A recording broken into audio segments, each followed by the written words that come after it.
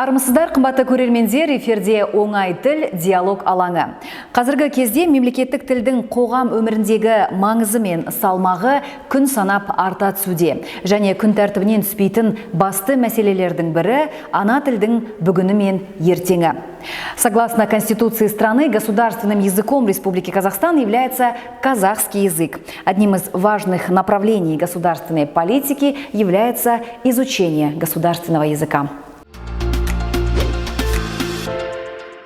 Сегодняшняя передача, посвященная доступности изучения казахского языка, служит началом большого диалога с жителями нашего города.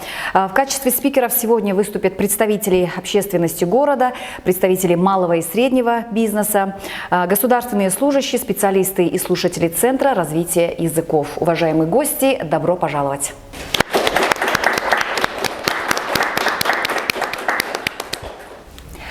В целях изучения государственного языка в городе Темиртау был создан и успешно функционирует коммунальное государственное учреждение «Центр развития языков». Давайте мы сейчас более подробно узнаем о работе центра. Меруерт Багдатовна, вы не первый год работаете в данном направлении. Если смотреть сравнительно и сделать небольшой анализ, каковы итоги работы в этом году? Біздің орталық 2014 жылдан бастап жұмыс істеп келе жатыр. Жалпы осы барлық жылдар бойы біздің орталықтан 5000-нан аса тыңдаушы оқып шықты. Олар ағылшын, қазақ тілі, орыс тілі курстарынан тегін өтті.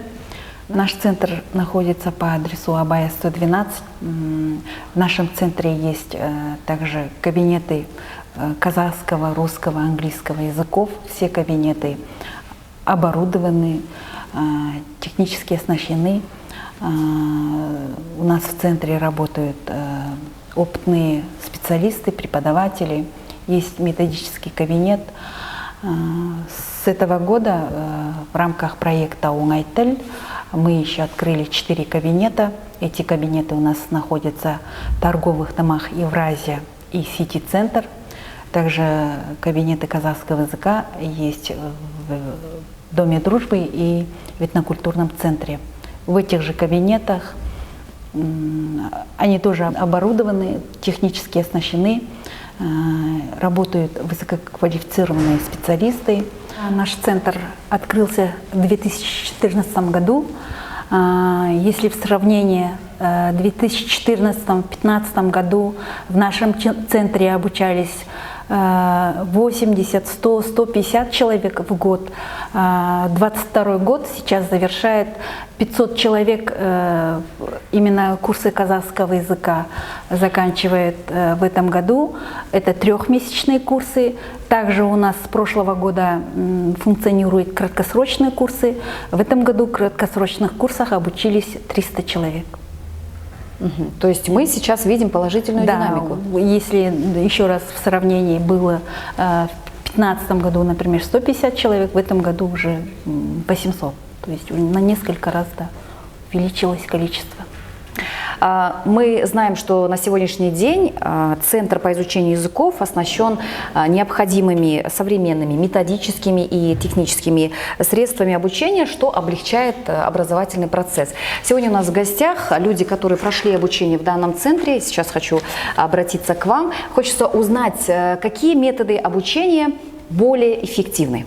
Здравствуйте. Я считаю, все-таки самый продуктивный метод – это показательный метод, так как мною он был пройден, когда я была слушателем данного центра. Преподаватель после каждой темы давала нам просмотреть короткие ролики. Также мы слушали музыку, что очень сильно повлияло на мой музыкальный вкус на данный момент. Поэтому я считаю, что это очень продуктивная методика, которая в дальнейшем поможет более легко усваивать информацию. Есть обратная связь? Да. Прекрасно. Ну, конечно, хочется посмотреть, какой же получился результат. Может, вы заговорите на казахском языке? Сәлеметсіздерме, менің атым Жигадла Полина. Маған мектепте қазақ тілі ұнайтын, сондықтан оны ары қарай жалғастыруды жөн көрдім. Мен еліміздің азаматтарын құрметтеймін. Осы тіл орталығына келгеніме қуаныштымын. Онда мен көптеген жаңа білім алдым. Рахмет. Полина, как часто вы используете слова на казахском языке? После того, как я пошла на курсы, я стараюсь максимально часто практиковать казахский язык, например, в магазине, на рынке, в такси, везде, где можно, также с коллегами на работе, кто хорошо владеет казахским языком, я теперь всегда говорю на казахском языке. Прекрасно. Ну, если говорить на молодежном сленге, назовите 3 крутых лайфхака, которые помогают быстро научиться говорить на казахском языке. Ну, в моем случае мне помогли дома просмотры фильмов, также мне помогли домашнее изучение дополнительное и больше практиковаться в жизни, тем самым это убирает стеснение и становится легче. И свободно. И свободно. Прекрасно. Сейчас хочу обратиться к вам, Екатерина Григорьевна. Скажите, пожалуйста, какие еще существуют результативные способы для быстрого и комфортного обучения? Ну, я считаю, что это наш разговорный клуб. Как бы хотелось бы именно про него сейчас в данный момент рассказать, так как к нам приходят слушатели, те, кто уже ходил и изучал грамматику. Помимо этого приходят люди, которые просто хотят научиться государственному языку. В целом, когда люди разговаривают друг с другом, слышат, кто говорит на казахском языке, им намного легче это дается выучить, запомнить те или иные слова, и они могут без стеснения, что самое главное, друг с другом разговаривать. Основная проблема, почему не разговаривают на государственном языке, это то, что люди стесняются. Мне будет стыдно, а вот я сейчас скажу неправильно, они будут смеяться надо мной. А у нас в клубе мы сидим, они спокойно, как у себя дома, грубо говоря, да, сидят спокойно разговаривают, спрашивают, а вот это правильно, а куда здесь ударение поставить? А, вот это такое слово, ну хорошо, То есть есть постоянная практика, Да, и никто никого не стесняется, Нет. потому что практически все на одном уровне. Да. Мы можем так сказать? Да. Я вот хочу поддержать Екатерину. Действительно, самая большая проблема – это сломать барьер. То есть, сломав единожды барьер, люди уже намного спокойнее и правильнее начинают разговаривать. Я даже помню этот барьер со своего детства.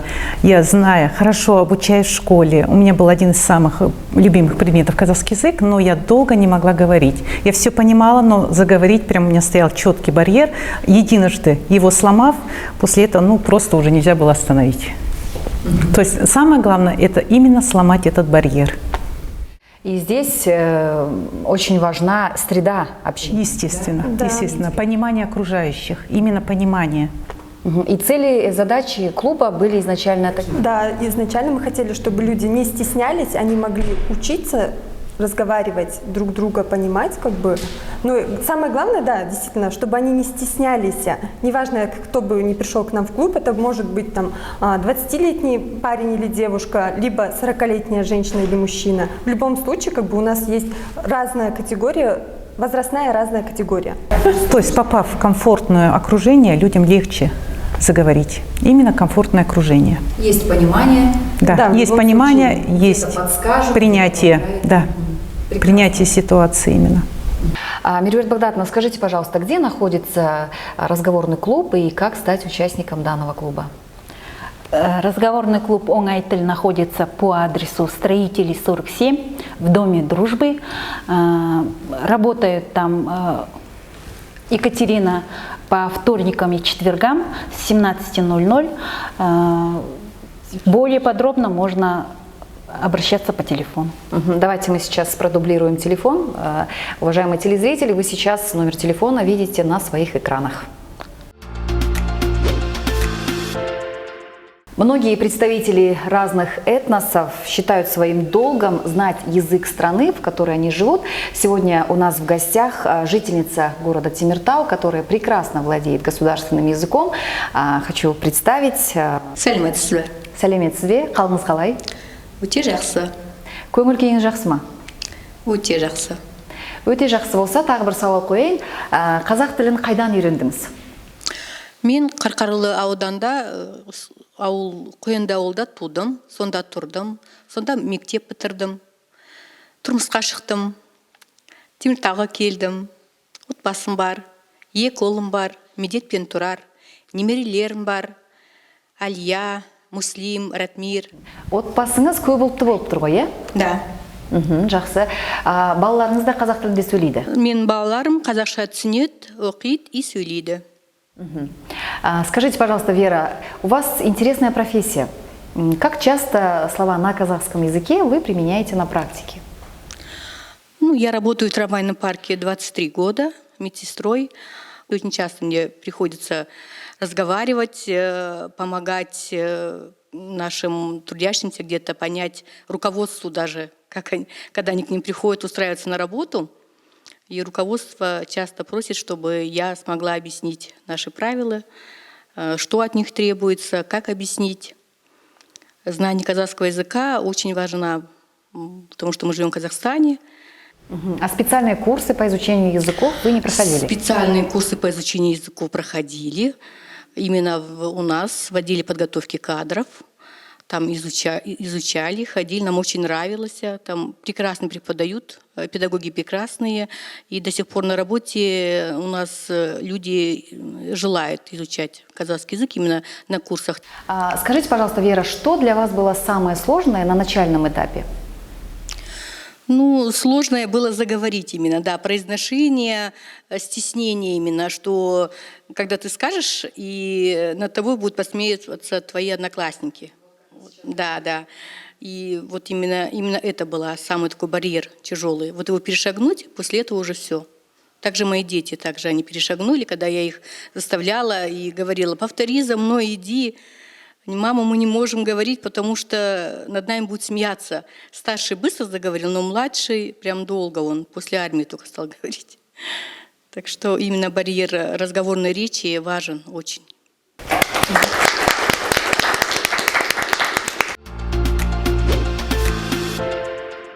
Здесь хочу задать вопрос вам, Амиржан Багдатовна. Скажите, пожалуйста, сколько времени понадобится человеку, чтобы пройти обучение? Ну, по поводу времени, конечно, каждому индивидуально это, наверное, необходимо по времени. Но в целом у нас в центре есть два вида курсов. Это краткосрочные и трехмесячные курсы. Краткосрочные, продолжительность общая – это месяц. Курсы проходят каждый день, с понедельника по пятницу.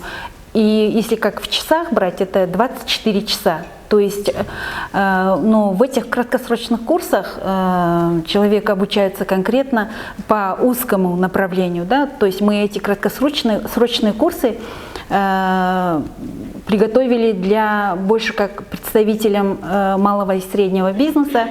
Это мы преподавали, у нас такие курсы проходили в торговых домах, были курсы для работников аптеки, и сейчас проходят. То есть это вот такие курсы. Тем не менее, несмотря на то, что продолжительность маленькая или там по времени меньше, но человек, который пришел и на краткосрочные курсы, они все равно что-то берут, хотя бы в рамках вот по своему направлению, по своей работе что-то да, получат. Но если сказать про трехмесячные курсы, но там, конечно, там более углубленно, там охватывается и грамматика, и лексика, там и словарный запас побольше берется, и там темы такие, которые больше в повседневной жизни, там начинается прямо модулями, темами «Моя семья», «О себе», «Моя работа» и так далее.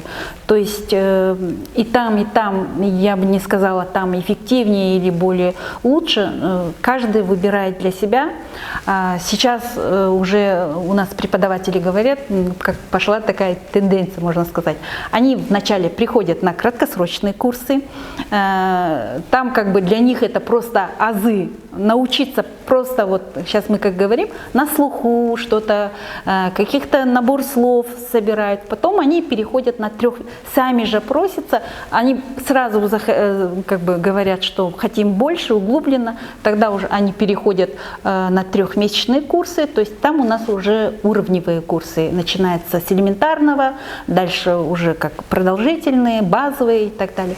А после этих трехмесячных курсов мы уже преподаватели центра, мы предлагаем им уже разговорный клуб, потому что все равно мы знаем, да, они в месяц, 3 месяца у нас в центре ходят, обучаются, у них из этой же группы появляется небольшая среда, где можно и преподаватели в группе там общались на казахском, Уже написали, ответили, применили. Но после 3 месяцев они уходят в свою среду, да, то есть где на работе, где опять же только работа может быть в основном у них идет на русском языке или в семье и так далее. В такие моменты они сами просятся, а где можно теперь применить, продолжать. Естественно, уже нужна такая среда, не такая, чтобы, как вы только что говорили, как бы стесняется, кто-то посмеется, а именно где там понимают более комфортно, то есть постепенно входить вот в таком ритме, начиная вот немножко обучиться, потом уже более углубленно, а потом для применения пойти в разговорный клуб. Но если вот в целом, если прямо, вы же вначале про сроки спрашивали же, если вот так непрерывно, я же говорила уже, уровневые курсы, то есть не обязательно вот А1 обучились, ой, более-менее чуть-чуть там знаю, каких-то слов собрал, хватит мне, похожу так. Не останавливаться на этом, а пройти на следующий уровень, потом еще. То есть если все 5 уровней, например, пройти, да, это по 3 месяца, это 1,5-2 года. Но если вот даже хотя бы первые 3, это год. И я думаю, что если непрерывно ходить в течение года на курсы, ну, можно выучить, можно какой-то словарный запас иметь, и если есть словарный запас, заговорить несложно.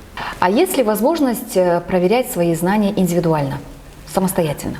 Да, конечно, самостоятельно можно и заниматься, проверить. Сейчас есть разные приложения, один из них Тіл-Құрал, то есть можно это приложение себе скачать, там также задания, вопросы, словарь, то есть и там же есть тестовые задания, прошли какие-то занятия, проверили себя. Вот можно таким образом тоже заниматься. Есть индивидуальные предприниматели, которые проходили краткосрочные курсы. Вот сейчас хочу обратиться к вам. Что вы можете сказать по этому поводу? Негізі біздің сауда үйде қысқа мерзімді 21 күндік курстар өткен былтыр. Оның пайдасы өте көп. Неге десеңіз, қыздар қорқпай адамдармен сөйлеу бастады. Амандасу, сізге көмек қажет па деген сөзі өзі қайда жатыр. Мысалы, адамдарды солай жылы қарсы алса, қорқпай сөйлейтін болса, жауап берсе, адам да риза болады. Орысша жауап берсе де, бірақ сұрап атқан сұрақты түсіну бастады. Ол да үлкен пайдасы болды. Сондықтан сіздерге рахмет осындай өткізіп атқаныңызға. Ар жағында тағы 3 айдың курстар болса, біз негізі қатысуға дайынбыз. Жақсы, нәтижесі бар дейсіз. Әрине, нәтиже өте үлкен, иә.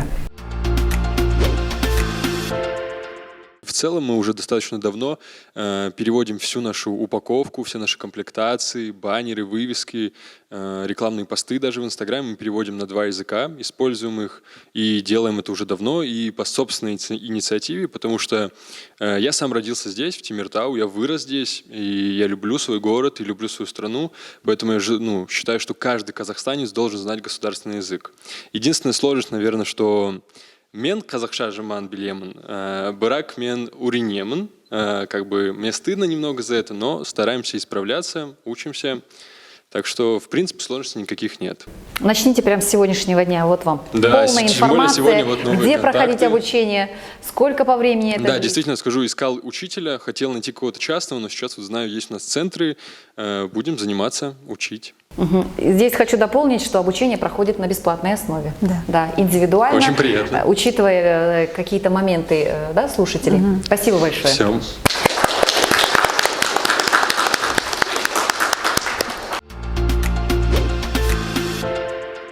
В целях расширения сферы применения казахского языка в социальных сетях в нашем городе проводятся различные тематические мероприятия, челленджи, акции и так далее. Хочется узнать, как молодежь относится к подобным мероприятиям. Хочу адресовать этот вопрос вам, Анастасия Валерьевна. Добро пожаловать. Эрликун.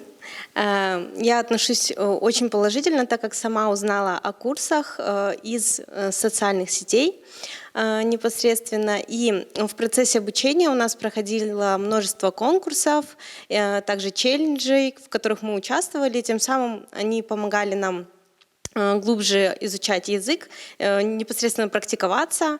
Я считаю, это очень хорошо и полезно, особенно для нашей молодежи. Дорогие тимиртаусы, уважаемые телезрители, мы вас приглашаем на курсы государственного языка. Дополнительную информацию вы можете получить, позвонив по номеру 8 702 363 69 70. Гульмира Сериковна, вы не первый год работаете в данном направлении и постоянно в прямом контакте с населением. И наверняка поступает очень много вопросов относительно визуальной информации, наружной рекламы. Скажите, пожалуйста, какие есть требования к визуальной информации и что необходимо знать предпринимателям? Есть определенные требования при оформлении визуальной информации, наружной рекламы. Нормативно-правовая база по оформлению визуальной информации основывается на Конституции Республики Казахстан и регулируется законом о языках Республики Казахстан. Предпринимателям при оформлении визуальной информации или наружной рекламы необходимо строго следовать требованиям закона о языках и именно статьи 21. Именно в статье 21 четко прописаны все нормы и требования, которые они должны соблюдать при оформлении визуальной информации, реквизитов или наружной рекламы. Если точнее быть, то согласно статье 21 норма она трактуется следующим образом. Тексты реквизитов и визуальной информации излагаются с соблюдением норм орфографии и аутентичного перевода текста. Вывески негосударственных организаций в обязательном порядке должны даваться на государственном языке, при необходимости на русском языке. Объявления, реклама, ценники, прескуранты цен, меню, указатели и другая визуальная информация должна размещаться в обязательном порядке на государственном языке, при необходимости на русском языке. Соблюдая данные требования, предприниматель может разместить данную визуальную информацию или рекламу. Но также надо учесть тот момент, что при размещении тоже есть какие-то определенные требования. Сначала мы располагаем текст на государственном языке, то есть слева сверху размещается текст на государственном языке, затем справа снизу текст на русском языке. Есть свои требования, да, четкие правила? Есть определенные правила, требования, которые мы не должны нарушать. Также у нас при отделе культуры работает колл-центр, который оказывает бесплатную консультативную помощь предпринимателям при оформлении безошибочного и грамотного текста на государственном языке. В данную службу в этом году обратилось 873 человека. Всем предпринимателям была оказана методическая помощь по оформлению, по грамотному оформлению визуальной информации.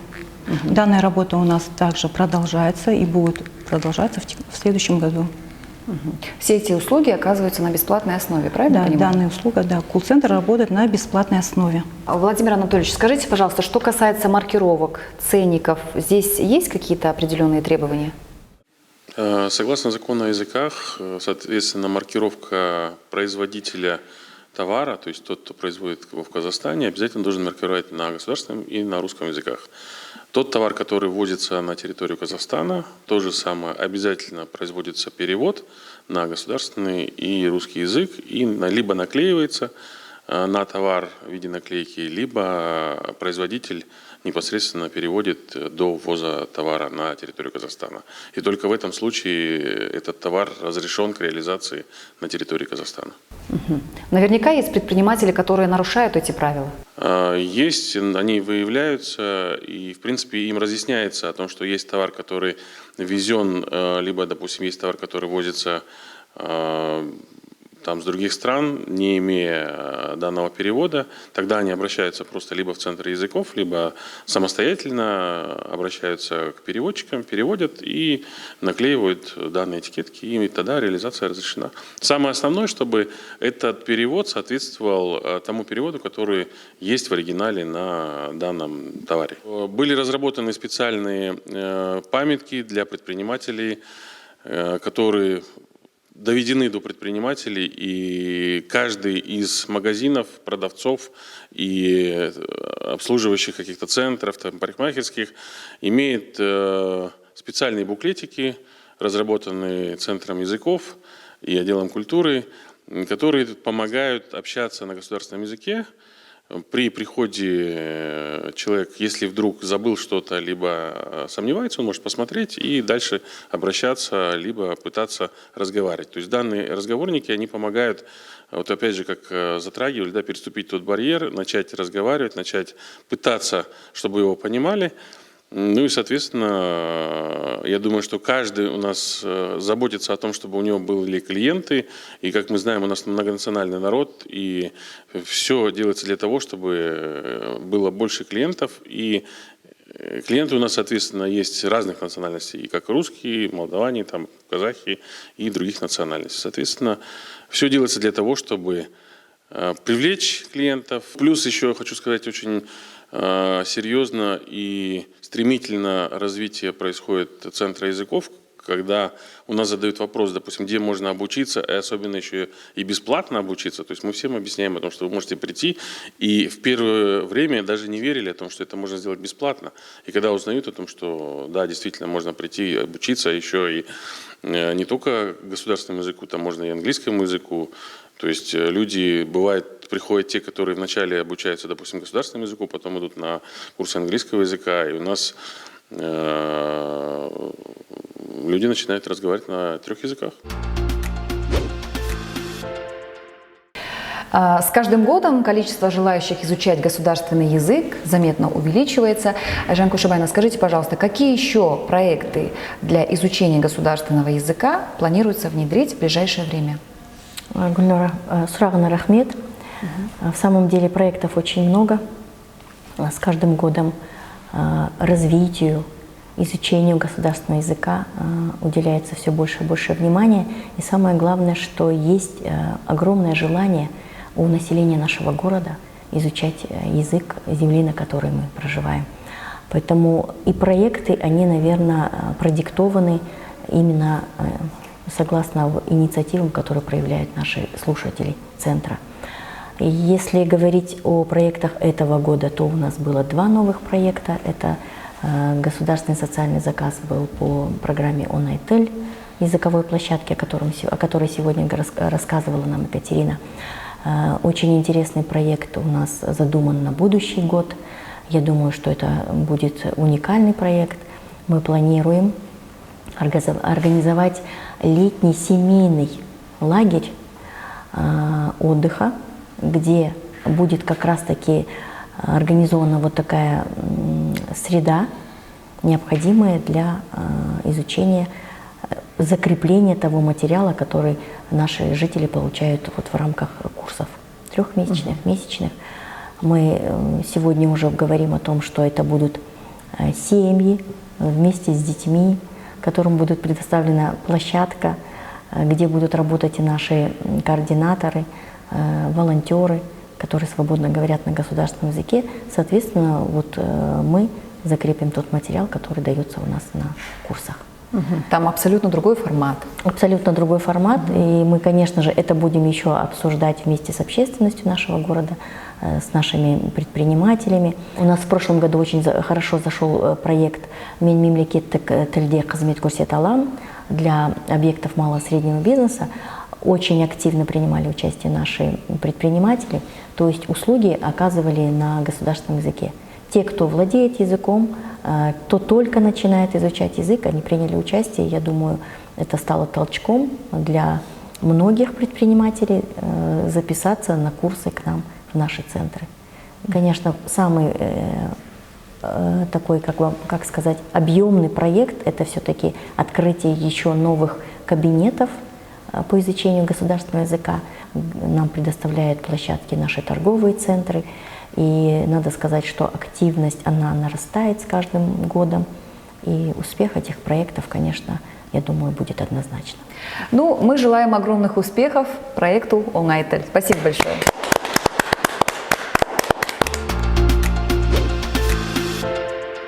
Тіл ұлттың аса ұлы игілігі.